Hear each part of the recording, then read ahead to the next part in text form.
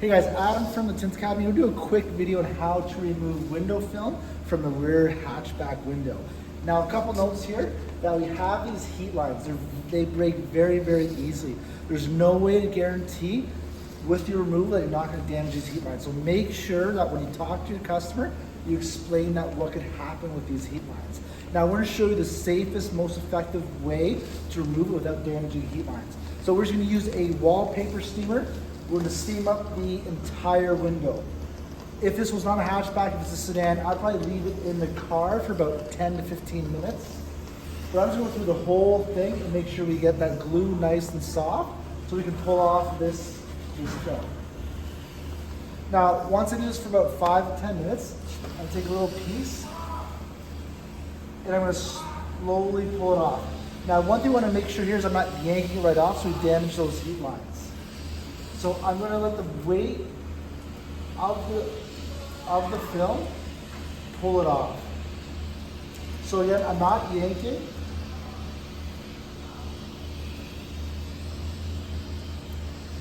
I'm going very slow. So if you come over across this way, I'm just bringing it across. So again, I'm not pulling it off. I'm letting the weight do its own work. If I were to pull it off, we're going to damage those heat lines and leave a lot of residual glue back behind.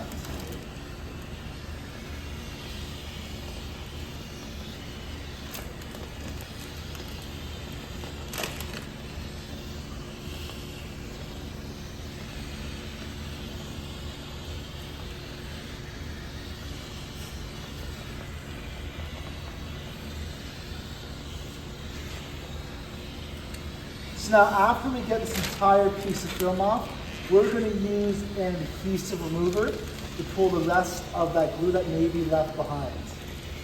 So this should be coming off very nicely without leaving any glue behind on this window.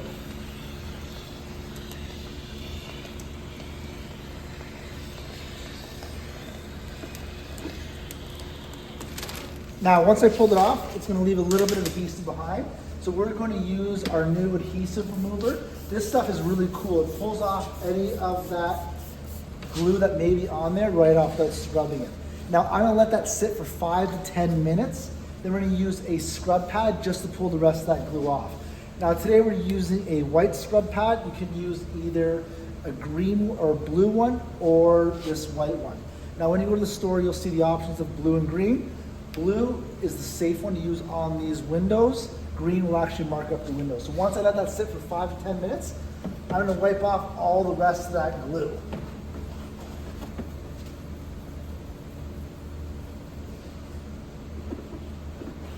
And you can see here, all that glue is just coming straight off that window.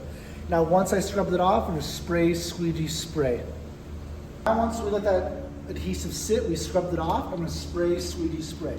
So spray out my entire window. I'm going to squeegee out the entire window, then take my microfiber cloth and wipe off any excess that we may have.